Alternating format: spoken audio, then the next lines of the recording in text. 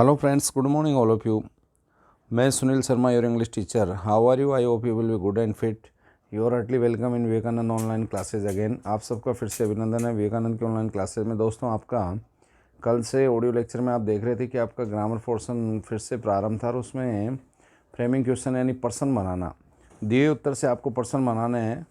कल आपने देखा होगा कि अपन ने इसमें साइक्रिया वाले बना लिए थे कि जो दिया हुआ उत्तर यस या नो से प्रारंभ हो तो वो साइक्रिया से ही बनेगा। उसका सिंपल सा फंडा था कि हेल्पिंग वर्ब या मॉडल्स में से जो भी उत्तर में दिया हुआ है उसको आगे रख दो, उसके बाद सब्जेक्ट रखो। सब्जेक्ट के ये वो कोई विशेष सूत्र नहीं है, वो टेंसों में जो अपन ने क्वेश्चन इंट्रोगेटिव सेंटेंस बनाने का सूत्र देखा था वही सूत्र है। सब्जेक्ट के बाद main verb plus object plus others plus question marks. आज अपन WH वर्ड फैमिली से बनने वाले प्रश्नों को देखेंगे। दोस्तों, इसमें क्या होता है कि अगर दिया हुआ उत्तर, देखो ये आपके सामने है, ये उत्तर है, ये राजेश गोज टू स्कूल। तो इसमें जो राजेश है दोस्तों, ये यस नो से प्रारंभ नहीं हो रहा, ये कर्ता से प्रारंभ हो रहा है। तो सिंपली सेंटेंस अगर सब्जेक्ट से प्रारंभ हो तो वो WH वर्ड से बनेगा। WH वर्ड दिया हुआ भी होता है। तो WH वर्ड से प्रश्न बनाने के लिए एक सूत्र है जो सिंपली लिखा है। सूत्र जो पिछले वाला है वो ही है, बस इसमें हेल्पिंग वर्ब से आगे आपको WH वर्ड बिठाना है ओनली। और सूत्र सारा वो की वो है, देख लो। अगर विश्वास नहीं हो तो WH वर्ड, इसके बाद हेल्पिंग वर्ब। इसके लिए एक दो है यहाँ पे आपको याद रखना है। WH वर्ड इनकी सबसे पहले खाट है यानी WH वर्ड सबसे आगे आता है दोस्तों हमेशा। ये बहुत पावरफुल होता है और इनकी पावर होती है हेल्पिंग वर्ब। उसके बाद सब्जेक्ट आएगा, सब्जेक्ट के बाद मेन वर्ब, मेन वर्ब के बाद ऑब्जेक्ट, ऑब्जेक्ट के बाद अदर्स और फिर क्वेश्चन मार्क। क्योंकि आपको पता है अपन सी की क्वेश्चन बनाना सीख रहे हैं। जैसे फॉर एग्जांपल आपको Rajesh goes two is school eight 10:30 AM। Rajesh 10:30 बजे स्कूल जाता है, तो ये वैन तो दिया हुआ होगा पहले से। तो सबसे पहले, क्योंकि समय के लिए प्रश्न पूछा जा रहा है, समय दिया हुआ भी है 10:30, तो सबसे पहले आप वैन रखो WH वर्ड, उसके बाद हेल्पिंग वर्ब। अब ये दोस्तों मैंने कल वाले ऑडियो लेक्चर में बताया था कि अगर सेंटेंस में हेल्पिंग वर्ब नहीं हो तो मुख्य क्रिया को देख के आप हेल्पिंग वर्ब जज करोगे। गो में यस लग रहा है, गोज है तो सिंपल प्रेजेंट टेंस है तो कन्फर्म है, डज और डू में से एक आएगा।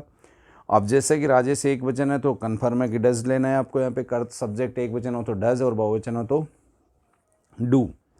तो WH वर्ड वैन आ गया, फिर हेल्पिंग वर्ब आपके यहाँ डज है, फिर सब्जेक्ट है राजेश, फिर गो टू ये मुख्य क्रिया है, two is school. Van does Rajesh go two is school, Rajesh अपने स्कूल कब जाता है, जिसका आंसर सिंपली बन रहा है Rajesh goes two is school eight 10:30 AM। 10:30 बजे जाता है। क्वेश्चन और प्रश्न को बोल के देख लें, उससे अपन को आइडिया हो जाता है कि अगर सही तारतम्य बन रहा है तो आपका प्रश्न और उत्तर दोनों सही है। अब इसमें एक बात ध्यान रखना कि हम उत्तर में से उन शब्दों को छोड़ देते हैं जिनको प्रश्न में WH वर्ड से पूछा गया है। अब कौन सा WH वर्ड कौन सी चीज़ों को पूछता है ये मैं आगे आपको दूंगा। तो ये तुम्हें ध्यान रखना है कि उन चीज़ों को, अब जैसे वैन से प्रश्न चालू है तो वैन हमेशा ज़िंदगी में दोस्तों समय के लिए प्रश्न बनाता है, तो आपको समय को छोड़ना पड़ेगा।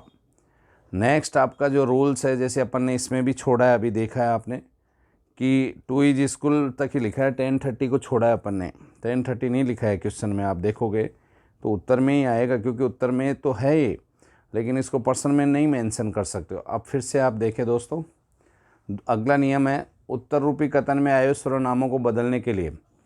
सर्वनाम नाम आता है तो नाम तो कभी चेंज नहीं होता है, एज इट इज़ रह जाते हैं, पर सर्वनाम आए तो उनको वही बदलने का तरीका है कि आई और वी यू में होगा, जो अपन ने साई क्रिया वाले में चार्ट समझा था। माई और का योवर करते हैं, और योर आ जाए तो माई में, मी और रस का यू होता है, और यू आ जाए तो मी में। यानी कि ये सारे शब्द वी से वैसे इधर वालों में बदलेंगे, और यू आता है तो आई में। सिंपल फंडा है इसका। अब दोस्तों देखो, एक उत्तर दिया हुआ है यहाँ पे, I am going to market with my friends. अब ये वेयर से बनेगा, तो वेयर के तुरंत बाद आप देख रहे हो कि आई का यू हो जाएगा, तो यू के अकॉर्डिंग प्रेजेंट कंटिन्यूस की साइक्रेस में आपकी आर होगी। अब यहाँ एक बात समझने की है, उत्तर में एम थी, क्योंकि यहाँ उत्तर में आपकी एम इसलिए थी दोस्तों कि आई था आपका सब्जेक्ट, पर ये आई का इसमें यू हो रहा है तो यू के अकॉर्डिंग आर हो गई। बहुत प्लूरल हेल्पिंग वर्ब यूज हो रही है यहाँ पे। फिर आप देख रहे हो इसमें यू सब्जेक्ट आ गया, गोइंग मुख्य क्रिया है, विथ और ये जो आपका माई है वो भी योर में बदल गया। ये आपको पिछले ऑडियो के लेक्चर में जो मैंने एक चार्ट लिखाया था क्या कि आई माई और ओर का योर होता है, वो सर्वनाम चार्ट देखना पड़ेगा, वो ऐसे कैसे यहाँ काम करेगा दोनों के लिए। इस तरीके से एक और सेंटेंस चलते चलते अपन देखते हैं। I went to Agra see the Taj Mahal. To see the Taj Mahal होगा दोस्तों, यहाँ पे सी से पहले टू और आएगा इन्फिनेटिव के रूप में।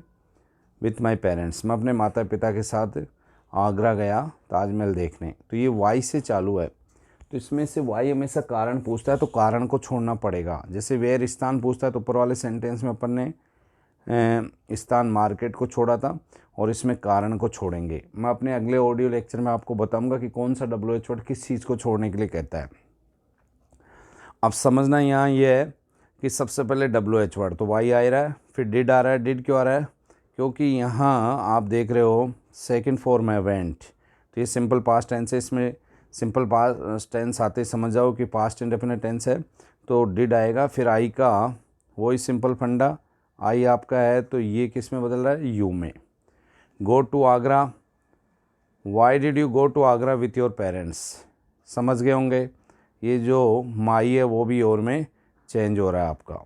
इस तरीके से दोस्तों आपको समझने वाली बात ये है, यहाँ पे अगर आप देखोगे कि